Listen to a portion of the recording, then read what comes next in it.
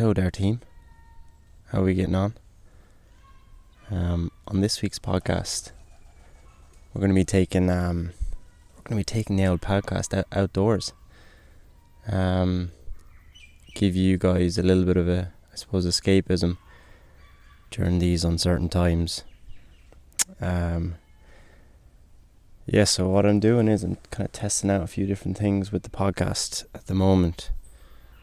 And today I've biked down to a local kind of park here in New Plymouth, New Zealand. So the park is only about 10 minutes away from the house. I often run through it every day. Absolutely beautiful park. Currently sitting here looking out over, I suppose, a miniature pond with all the kind of water lilies sitting on the surface of them. And some kind of ducks in around the place. There's also, as you can probably hear, I don't know if you can or can't hear, but there's an array of different birds around me at the moment up in the trees, going about their daily business. Fair play to them. That's an amazing bird. There's a fantail. Is that a fantail? Yeah, it is. So the fantail's fairly self-explanatory. Kind of a tail on him, shaped like a big kind of oriental fan, that you'd fan your face with. And they kind of swoop it around once they land. It kind of pulsates when they land, which looks absolutely fabulous. They kind of have a bluish hue, about the size of a blackbird now back in Ireland. Has a little bit of a white, I suppose, chin on him. Is it a white chin? I couldn't tell you, maybe it's something in his mouth. Oh no, it is a white chin. I wonder, is that a male or a female now? Actually what's surprising is some of the groundskeepers are still in here today, doing up the owl. I suppose they're planting stuff, are they? Wished. Yeah. Fuck, there's a fantail straight across me again. Other birds have been passing on my run here have been tacois. I can never pronounce the Kiwi name for them. Essentially look like a black chicken, but they're kind of real long, kind of stalk legs on them with a red beak. Another one, you'd often see parrots around here as well, but some of the lads in work and some of my friends tell me that they come from, there's a little miniature zoo in the park here in Pukekura Park that apparently they escaped from. So that's not fucking good. But they look like your traditional parrot, multicolour in form. They always go around in pairs actually as well. So I presume they're male and female.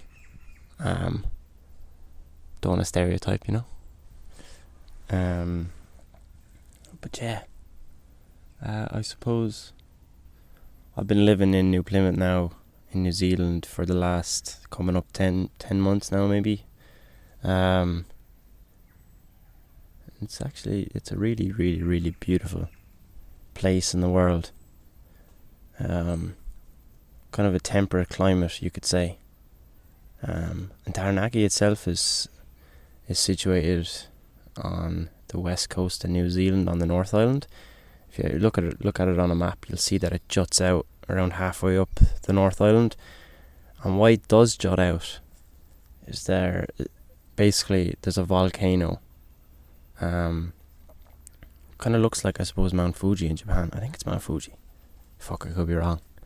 Kind of looks like Mount Fuji in Japan, but it's the most dominant piece of landscape I've ever seen in my life.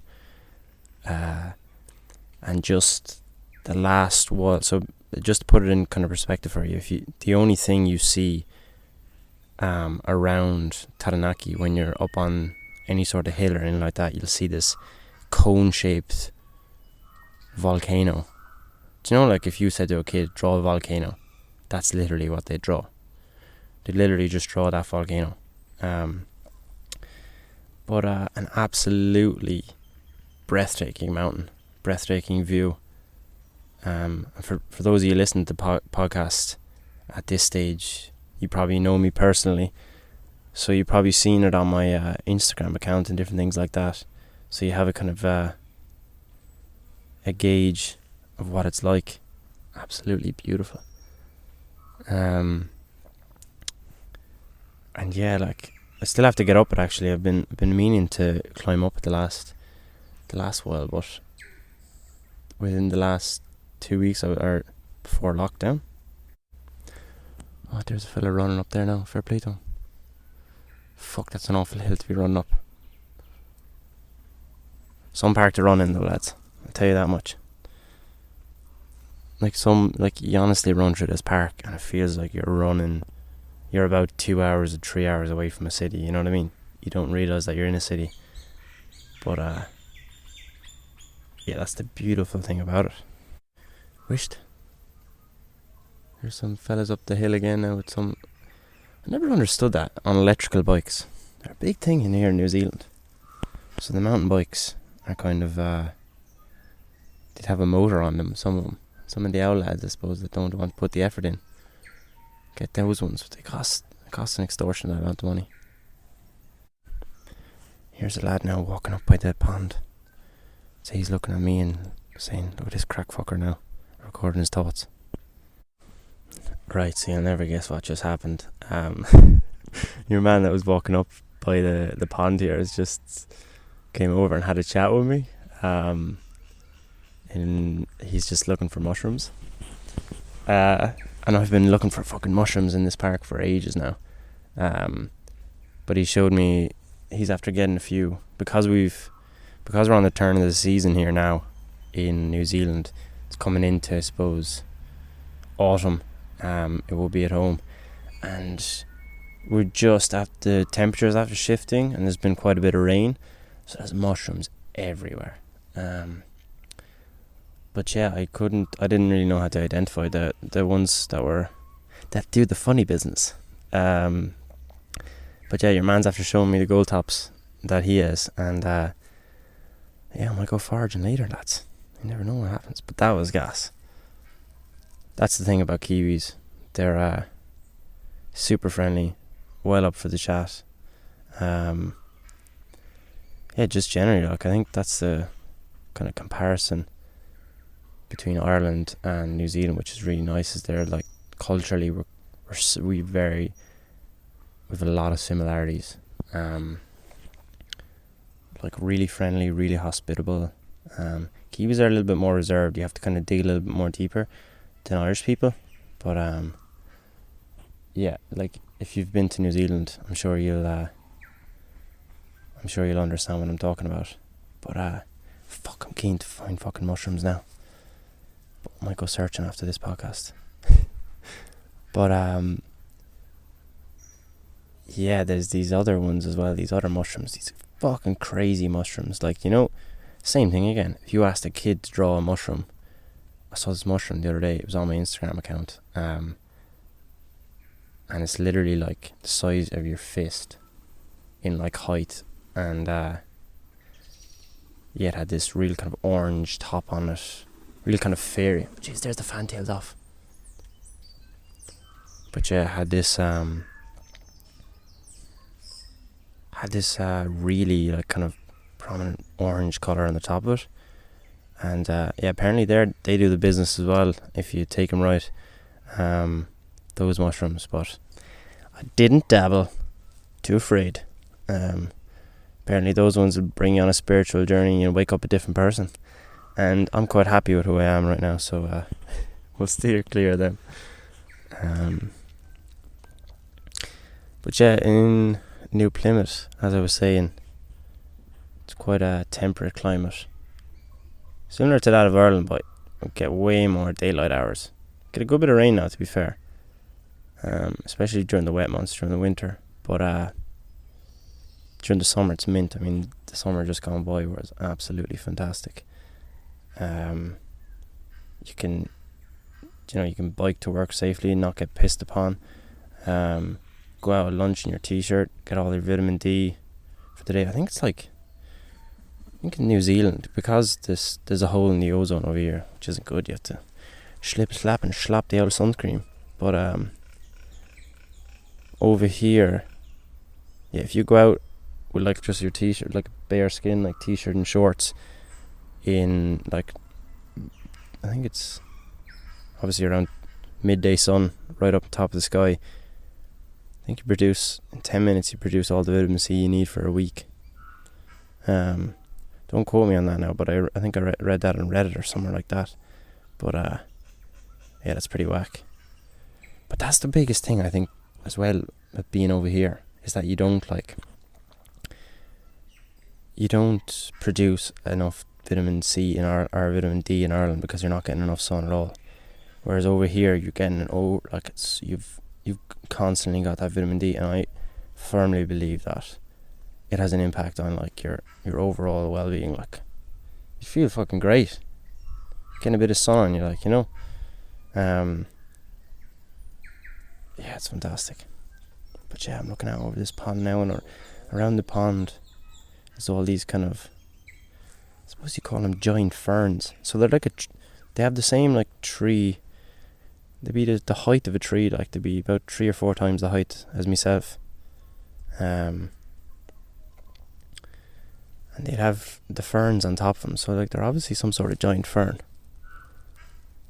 But you'd see them everywhere in New Zealand, but especially in the flora, or they have a fauna in a flora rather in New Plymouth, around the bush around here. It's really up in the North Island. It's really, really, really spectacular. Like real unique. Never seen bush like it in my life. Real lush, and it's a different hue of green. Because at home that emerald green you get, but over here it's much more of a harsher green. It's almost scary. Like some of the bushwalks I've been on, I get anxiety being in the bush because I'm like, it feels disorienting, it doesn't feel like safe. Whereas that's also because it's quite easy to get lost in bush over here, and bushes here are fucking massive. Like, we're talking hundreds of hectares. And whereas back in Ireland, if you go for an old nature walk, you're probably going to be on an old English estate or something like that, an old like Woodstock or something like that. You'd be going into around something like that, so you're not going to get lost. And even if you do, it's not a life or death scenario, So a lot of people over in New Zealand, they carry beacons with them. So when if they do get into trouble on any of the huge kind of bush tracks and all that kind of stuff, that they can turn on this beacon, and then a helicopter will come, or the rescue team will come, try to locate the beacon and obviously find you. But never invested in one. And we're grand, we survived.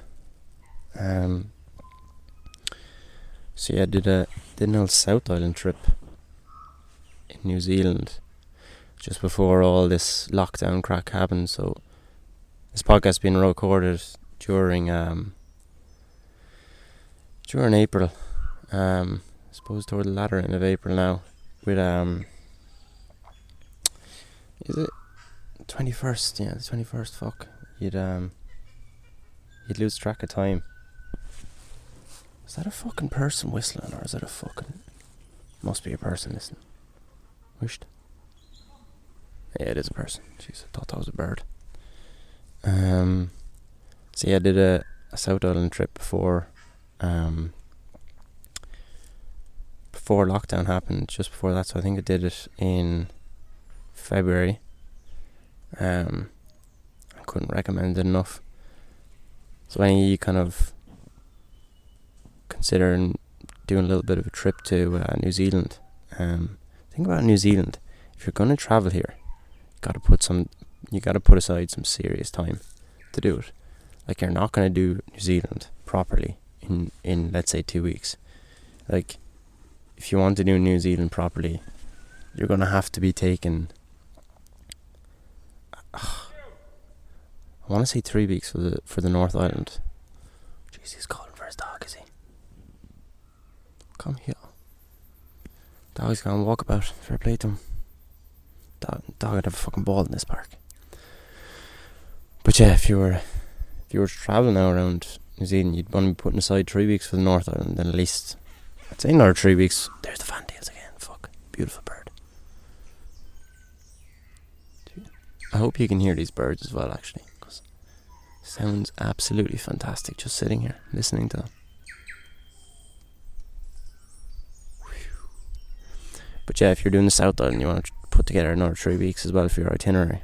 It's quite easy as well to rent vans and different things like that in New Zealand. Now they are very expensive during the summer months, like obviously peak months. They cost quite a bit, a little bit extortionate.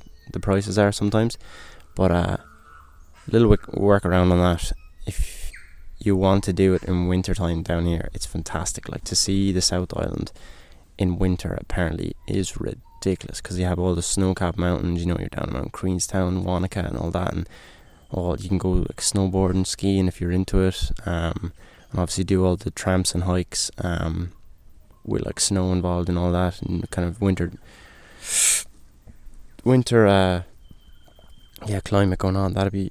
Would be sick, and also it would probably cost you a lot less than it would to do in the summer, because peak season stuff, like, it costs a lot of money to even just pay for like huts up in the mountain.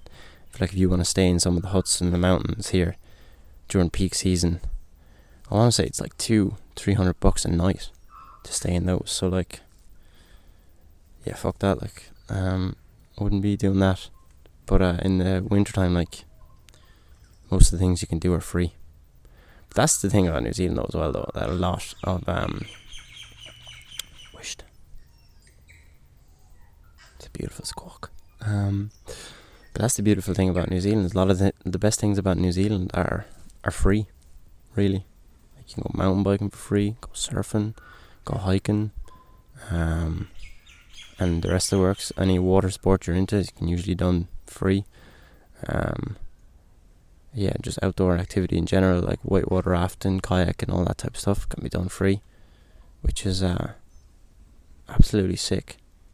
And a lot of people here are into outdoorsy activities, so it's really, really, really, really, really easy to get involved in sports that you've never tried out before, which is great. Like I never did mountain biking before I get here. Now, fucking sending it on the trails, you know. But the one thing I suppose I dislike though is the built environment in New Zealand. Like, that's one thing you miss about Ireland, is you miss kind of, but even just Europe as well, you miss that culture. Like, and what I mean by that is you miss like the architectural culture in Europe as opposed to in New Zealand. Like, in New Zealand everything is quite, kind of looks Americanized, to be honest. So like, all the inner cities would be full of like signage. So New Plymouth would be full of like all the different, the main street, Devon Street, would be full of like signage and all that. And then on your main road that goes through it, to be full of like all these crazy lights and signage and all that. And the buildings look kind of like tin sheds, like there's corrugated iron roofs for a lot of the parts and all that type of shit. And there's no kind of brick, or there's no like, everything is timber frame, but like, it's like the really shit timber frame. You know, you're not actually seeing the frame of the house. You're rather they're cladding it with some like fake plastic or metal, which looks fucking shit in my opinion. It gave me a lot of anxiety when I moved here first, because when you're removed from all that culture back at home in Europe and all that, and you move to halfway across the world, and then nothing looks like home, it's a little bit jarring. But as time's the greatest healer of all those things. Like, I barely see those things now, which is jeez, that sun is great. So the clouds are after breaking up above me, you know, like in the canopy. So look, just above that pond I was talking about, there's a real nice opening in the canopy, and the sun is literally just after coming out behind the clouds. Oh fuck, Jesus, come down upon me.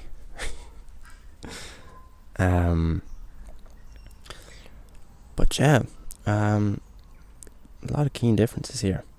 But woke up this morning, went out on the deck, and after I did a little bit of yoga, literally was walking back up the deck, and you can see Mount Egmont, so the volcano I was talking about. You can see that from the house. You can see the summit of it. And today has been the first day it's been out in like a week, because we've had some adverse weather conditions now this week, lads. Wasn't the greatest week in New Plymouth, but plenty of rain anyway. But I looked at the mountain when I came up, and it was full of snow. Jesus, it was glorious. On the second or third dabbing of snow it's gotten in with the change of the season, and it looks fucking beautiful. But yeah, good crack.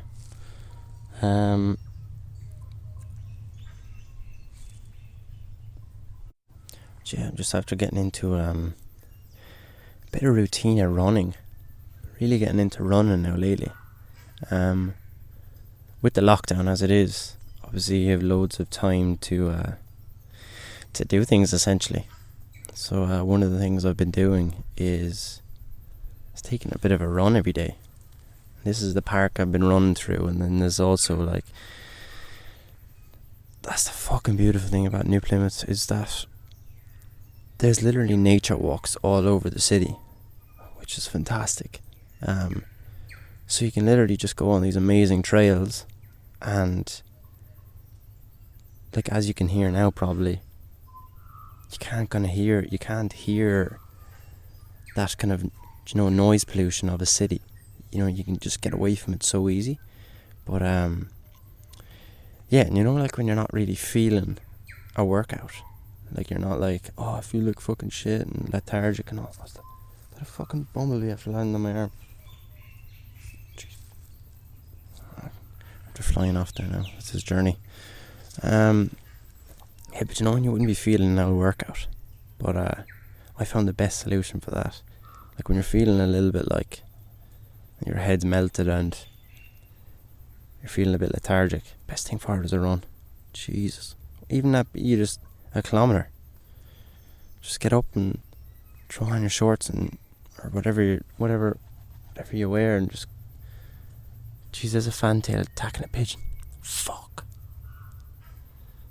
You should see the fucking pigeons over here. They're about twice the size of the European pigeon. They're fucking massive. And you hear the swoop off them. I don't know if you can hear the swoop off now. That's what they're like when they fly past you. But yeah, the best thing for... Oh jeez, what's that? Oh, there's a parrot.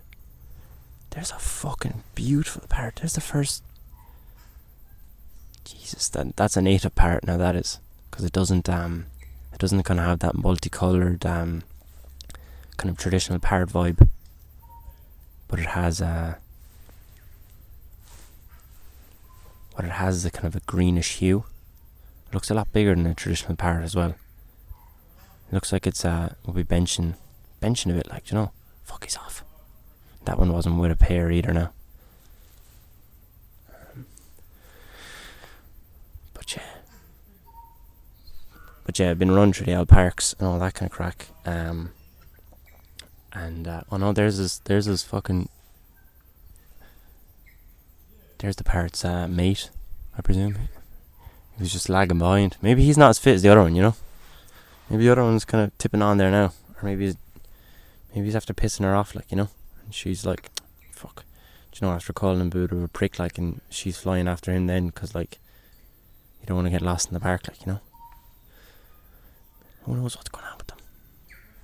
But, yeah, I suppose what's nice about running through the park at this time of year as well is, or even just nature, is that everything's falling off the trees now. All the deciduous trees are they're changing colour now, and the old nuts and everything are coming off the trees, and everything's coming into fruit. Like, everything's just after coming through fruit and all that kind of stuff. So, Jesus, there's someone by me. Jesus, he's an awful guttural sound on him, doesn't he? How are you on? How are you on? But yeah, everything is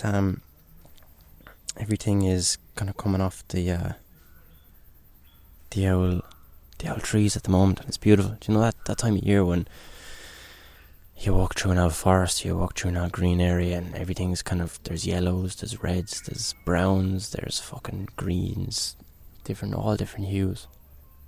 And you can never really capture it on a camera either. You know, when you look at something, you see the wider picture, because your eye is this kind of fisheye effect on it. Your camera can never quite capture what you're looking at. So sometimes the best thing to do is just sit back and fucking look at it, But that being said, I'd love to take a picture of this now and send it on to you. Jesus, lovely. But yeah, the old Jesus, there's the parrot back now. Jeez, I'll have to look up the name of those parrots now when I get back. I haven't got a fucking clue. There's a good few parrots that live that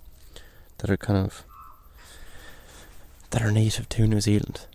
I know there's one alpine parrot down the South Island that to be causing tourists wicked ruckus. Apparently they'd be the equivalent of like a magpie at home. They'd be fucking just stealing shit, and apparently they're drawn to kind of jewellery and different things like that, and they'd be pulling at windscreen wipers and shit like that. But I actually think that's kind of funny though, to be fair. Like imagine parrot just giving you full hassle, like. But that's the misconceptions I suppose we have with nature. Wild bird, like, can do what it wants, just rebelling against society. There's a bit of breeze now. That's a lovely bit of breeze. But yeah, I think I'll go look for mushrooms later on now down in but I might go for just the actual ones you can put in soup as well. I think they're growing down by the lake in the park, so I might try harvest a few of them. But I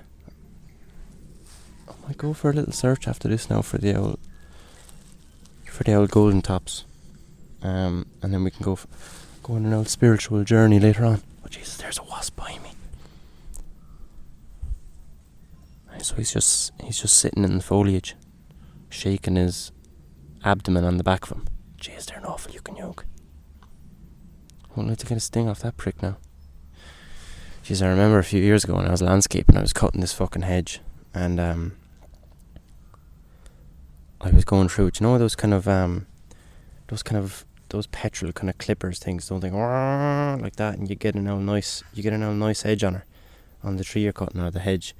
But so what did Peter do anyway? He cut through a wasp nest, and the funny thing about that was, I suppose about 10 feet away from me was the client's pool. So what did Peter do? Peter jumped straight into the pool anyway, what any logical person would do. And yeah, the boss found that very hilarious actually, because he had his old earphones in, and he just saw me cutting the hedge, and next thing he saw me dropping that thing and jumping in the fucking pool. So like, obviously thought I was cracked, but he wouldn't be wrong. He wouldn't be wrong, and he wouldn't be the first person either that would think that. But yeah, I suppose we might leave it there, lads, and I might go for a little stroll. But thanks for listening to this podcast, and I appreciate you taking the time to click on it and download it and all that kind of crack, and give it an old listen, give it an old chance. I hope this was a little bit of hope this offered you a little bit of escapism during these uncertain times. So yeah, I decided to come out with the lavalier mic, the new lavalier mic, so connected straight into the phone. Very versatile, but give you a bit of an ASMR relaxing podcast out in the open. It's just good for myself as well to come out here in the sun, do a bit of nature and chill, and I'd invite you to do the same if you're listening to this podcast, like taking out a stroll or something like that, or maybe just after it, go for an old jog or an old walk, stretch out, and we'll leave it there. And don't forget to like, rate, and review the podcast. That honestly helps a mountain. It helps a bunch. So if you get a chance, that would be greatly appreciated. And I'm gonna try get some format kind of pulled together for this podcast over the next weeks and months. So if you bear with me, that would be great. And I'm gonna try do it every kind of week. So I'm doing this podcast just on top of my day job, which is an architect. So I'm literally just gonna try do it every week. Try do half an hour or so every week and see where it goes from there. And if you could tell a friend about the podcast, that'd be great as well. If you're liking the vibe of the podcast, send it on to your old friend or whatever like that, and say there's a bit of shit talkery going on here. Give it an old listen. Alright, lads, I'll leave you to it anyway, and I'll just leave you now with the ASMR effect for a minute. Listen to the birds.